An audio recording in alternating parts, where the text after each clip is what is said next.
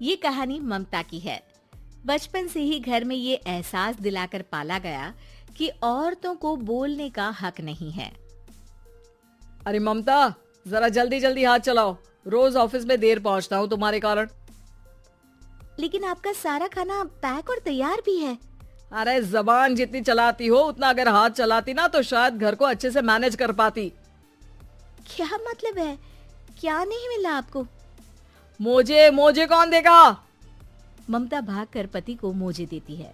वो हर किसी का ख्याल रखती, लेकिन उसके घर में रोज का रोना लगा रहता। अरे माँ, आज स्कूल में टीचर ने मुझे फीस के लिए डांटा। माँ, मुझे अच्छा नहीं लगता कि स्कूल में फीस के पैसों के लिए मुझे कोई भी बात सुनाए। अरे पर बेटा, ये तो पापा करते हैं ना, सारा ऑनलाइन। मुझे तो इसकी जानकारी भी नहीं है। हाँ हाँ, बना लो बच्चों के सामने मुझे बुरा। अरे करता तो मैं ही हूँ, माना, लेकिन मुझे कोई सपना थोड़ी ना आएगा कि बच्चों की फीस जमा करनी है। अरे बताओगी तो तुम ही ना। ममता की अब ये आदत में शुमार हो चुका था। वो हमेशा हर बात के लिए खुद को ही दोषी मानती। एक दिन वो पड़ोस की दोस्त से कहती है, समझ नहीं आता यार, मैं इतनी डम कैसे हो सकती हूँ। बात तो सही भी है ना। अब पति बेचारा नौकरी करे, पैसे कमाए, या फिर ये देखे कि बच्चों की फीस का वक्त है। क्या करूँ यार। पता नहीं, मेरे पति तो सारा काम खुद ही करते हैं। वो तो कहते हैं कि तुम थक जाती होगी, सारा दिन घर बाहर बच्चे। तो अच्छा, ऐसे भी पति होते हैं क्या? अरे क्या बात कर रही है? भाई साहब कभी तुझे किसी बात के लिए सुनाते नहीं? किसने कहा नहीं सुनाते? अरे ये पति चीज ही ऐसी होती है कि बिना पत्नी को सुनाए उन्हें चैन की नींद कहाँ आती है। तो तू भी परेशान रहती होगी कि कैसे, क्या, कब भूल गई। अरे वो तो मुझे बस इस बात के लिए ताना देते हैं कि मैं वक्त पर खाना क्यों नहीं खाती या पार्लर जाकर अपनी साज सज्जा क्यों नहीं करवाती। पड़ोसन बोल ही रही होती है कि ममता के बेटे की आवाज आती है। अरे माँ, क्या हो गया? लग नहीं रहा कि आज आप मुझे पानी भी देगी। अरे कब से खाने के लिए वेट कर रहा हूँ। अरे यार, मैं चलती हूँ, बेटा खाने के लिए वेट कर रहा है। मैंने उसे खाना भी नहीं दिया। अरे 12वीं में पहुंच चुका है तुम्हारा बेटा, उसे बोलो खुद पानी लिया करे। मैंने तो अपने बच्चों को काम करना सिखाया है। अरे यार, खुद की भी तो कोई लाइफ है। माना जब नहीं कर सकते थे तो किया, लेकिन अब इतने बड़े बच्चों की हर बात मानेंगे तो मुश्किल तो अपने को ही होगी। ममता को पड़ोसन की बात में दम तो लगता है, लेकिन करे क्या, आदत भी तो खुद ही ने डाली थी। ममता घर जाती है कि तभी बेटी आ जाती है। माँ, परसों मुझे एक शादी में जाना है। तेरी वो जो लाल वाली साड़ी है ना, उसे दे देना। मैं आज जाकर टेलर को दे दूंगी, वो उस साड़ी से सूट बना देगा। अरे नहीं नहीं तारा, वो मेरी माँ ने मुझे दी थी और उस साड़ी से मेरी काफी भावनाएं जुड़ी हैं। तुमको ना मैं दूसरी साड़ी दे दूंगी। ओके, कोई बात नहीं, लेकिन आज दे ही देना पक्का। तारा माँ की साड़ी से सूट बनवाकर पार्टी में जाती है, लेकिन जब वो पार्टी से लौटती है, क्या है, मैं तो समझ ही नहीं पा रही हूँ। अरे जब वो साड़ी मांगी थी तो ये छल्ली सी साड़ी क्यों दे दी? मैं ही पागल थी जो इस साड़ी का सूट बनवा लिया मैंने। माँ, जानती भी हो कि कॉलेज में मेरी कितनी हंसी उड़ी। तभी वहां ममता का पति सुनील आ जाता है। अरे गवार औरत, जब बेटी साड़ी मांग रही थी तो दे देती ना। अरे पापा, इनके तो इमोशंस जुड़े थे उस साड़ी से। ममता इतने सब के बाद भी कुछ नहीं बोलती। मेरी बेटी की बेइज्जती हो गई। मैं बिल्कुल बर्दाश्त नहीं कर सकता ये। मैं नहीं चाहता कि मेरी बेटी से कोई भी ज्यादा सुंदर लगे पूरे कॉलेज में। जी, वो पढ़ने में तारा बिल्कुल अच्छी नहीं है, उसकी पढ़ाई पर आप ध्यान दीजिए ना। अच्छा, अब तुम मुझे बताओगी कि मुझे किस पर ध्यान देना और किस पर नहीं। रमेश जैसा ही ये वाक्य पूरा करता है, ममता की बेटी और पति उस पर जोर जोर से हंसते हैं।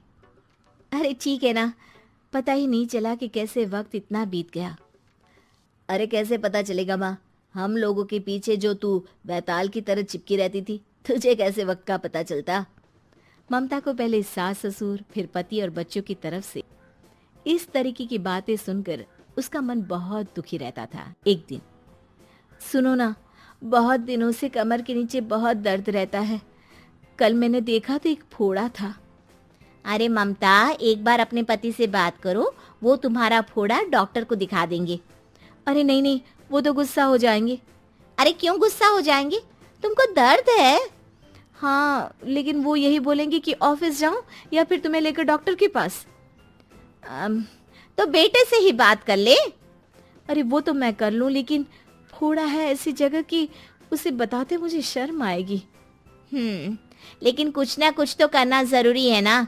ऐसे कब तक फोड़े के दर्द से तड़पती रहेगी? अब तो सोच रही हूँ कि इनसे बात कर ही लूं, वरना दर्द के मारे कहीं मर न जाऊं। लेकिन शाम को, ममता, क्या किया तुमने आज? खाने के डिब्बे में कैसा खाना दिया था? दाल खराब हो गई थी। कब की थी? दाल तो मैंने सुबह ही बनाई थी, खराब कैसे हो गई? अच्छा सुनिए ना, मुझे कहना है कि अरे गरम दाल बंद करोगी तो ऐसा ही होगा ना। बेइज्जती हो गई सबके सामने मेरी। ऑफिस वालों ने ऐसा मजाक उड़ाया कि क्या बोलूं। कल से ठीक से खाना देना है तो देना, वरना खाना देना बंद कर देना। बाहर खा लूंगा मैं। ममता, जो पति से अपनी परेशानी बताने वाली थी, वो अब ये सोचने लगती है कि कल से पति को खाने में क्या दे। अगले दिन ममता थकी थकी सी हालत में, आप लोगों के लिए नाश्ता बना दिया है, खाना बनाने की हिम्मत नहीं है आज तो। रात भर सोकर थक गई है ना, इसीलिए तो खाना नहीं बना सकती। हिम्मत नहीं हो रही है, मैं बस सोने जा रही हूँ। बस मैडम को सोने का बोल दो, फिर देखो कैसे सोती रहती है। माँ, फिर वही पराठा सब्जी। अरे हमारे साथ के दोस्त एक से बढ़कर एक नाश्ता खाना लेकर आते हैं, आप तो बस। सभी घर से निकल जाते हैं, लेकिन जब शाम को बेटा घर आता है तो घर में अंधेरा रहता है। बेटा लाइट जलाता है। क्या माँ, तुम्हारा भी जवाब नहीं है बिजली का बिल बचाने के लिए? वो बोल ही रहा होता है कि सामने माँ जमीन पर लेटी मिलती है।